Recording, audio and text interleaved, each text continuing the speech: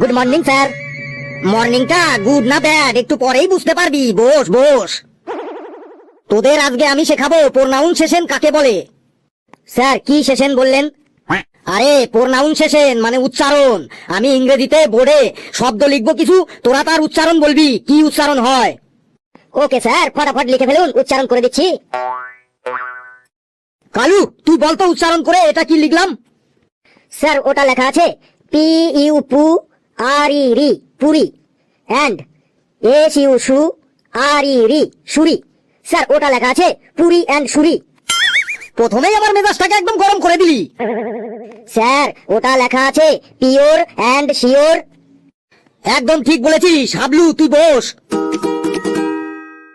এবার বলতো কালু এটা কি লেখা আছে।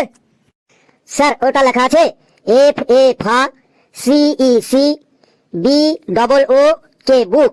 স্যার এটা লেখা আছে ফাঁসি বুক। ওরে বাবা রে, কি সব উচ্চারণ করছিস এসব, এবার তো মনে হয় আমার দম বন্ধ হয়ে যাবে।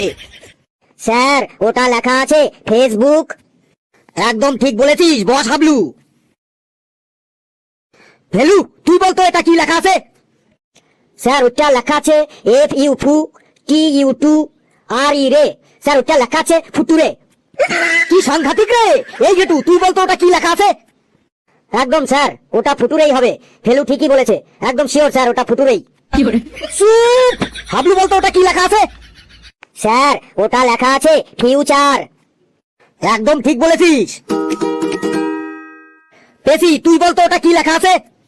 স্যার প্রথমটা লেখা আছে এল ও লো ভি ই ভি লোভি, আর দ্বিতীয়টা লেখা আছে এম ও মো B I D L E লি মোবিলি।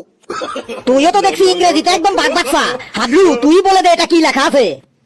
স্যার ওটা লেখা আছে এল ও ভি ই লাভ, আর পরেরটা লেখা আছে M O B I L E mobile. একদম ঠিক বলেছিস, তুই বস। আর বাকি সবাই আমার কাছে চলে আয়, তোদের আর ছাল চামড়াটা একটু আমি মালিশ করে দিই। স্যার আরেকটা ধরুন, এটাই লাস্ট, যদি না পারি তাহলে আপনি যা করার করবেন স্যার। নে বল কি লিখলাম এটা। স্যার এটা লেখা আছে কে এন ও ডব্লিউ কোনো। স্যার এটা কোনো লেখা আছে। হ্যাঁ স্যার একদম ঠিক স্যার, এটা কোনোই হবে। স্যার ওটা লেখা আছে K N O W know, এখানে কে এর উচ্চারণটা মুখে হবে না। একদম ঠিক বলেছিস হাবলু। আর তোরা এক এক করে আমার সামনে আয়, তোদেরকে আমি চুলের মুঠি ধরে একটু মালিশ করে দিই। রে তুই কিছু কর রে, না হলে কিন্তু স্যার আমাদের চুলের মুঠি টেনে ছিঁড়ে ফেলবে আজ। বেশ আমি বলবো ভূমিকম্প হচ্ছে, আর তোরাও সাথে সাথে বললে উঠবি হ্যাঁ রে ভূমিকম্প হচ্ছে ভূমিকম্প হচ্ছে। স্যার ভূমিকম্প হচ্ছে মনে হচ্ছে, স্যার বিল্ডিংটা কাঁপছে স্যার। হ্যাঁ স্যার মনে হচ্ছে ভূমিকম্প হচ্ছে। এই এই ভূমিকম্প ভূমিকম্প ভূমিকম্প। দাঁড়া তোদের চালাকি আমি ছোটাচ্ছি। ভূমিকম্প তাই না, ভূমিকম্প। আমি ভূমিকম্প নিয়েই প্রশ্ন করব। এই ফেলু তুই বলতো ভূমিকম্পের সময় তুই কি করবি। চালাকিটা ধরে ফেলেছে রে ফেলু, এখন কি হবে রে। কে রে ফেলু বল, ভূমিকম্পের সময় তুই কি করবি। স্যার ভূমিকম্পের সময় আমি বাড়ির উঠানে শুয়ে পড়বো। ধর তুই ঘরের মধ্যে আছিস, তখন তুই কি করবি। স্যার ঘরের মধ্যে থাকলে দৌড়ে বাইরে চলে যাব আর উঠানে শুয়ে পড়বো। ধর তুই 5 তলা বিল্ডিং এর উপর আছিস, তখন তুই কি করবি। স্যার 5 তলা বিল্ডিং এর উপরে থাকলে সাথে সাথে ব্যালকনিতে চলে যাব। ধর ওই বিল্ডিং এ কোনো ব্যালকনি নেই, তখন তুই কি করবি। স্যার তাইলে ওই ঘরের মধ্যে যে চেয়ার টেবিল বা খাট বিছানা থাকবে তার নিচে গিয়ে লুকিয়ে পড়বো। ওহো, ধর ওই ঘরে কোনো খাট বিছানা চেয়ার টেবিল কিছুই নেই, তখন তুই কি করবি। স্যার আপনি তো দেখছি আমাকে ভূমিকম্পে একদম মেরেই ছাড়বেন। উপরওয়ালা যতদিন আমাকে না ডাকছে ততদিন আমি উপরে যাচ্ছি না, তাতে ভূমিকম্প হোক আর আকাশকম্পই হোক।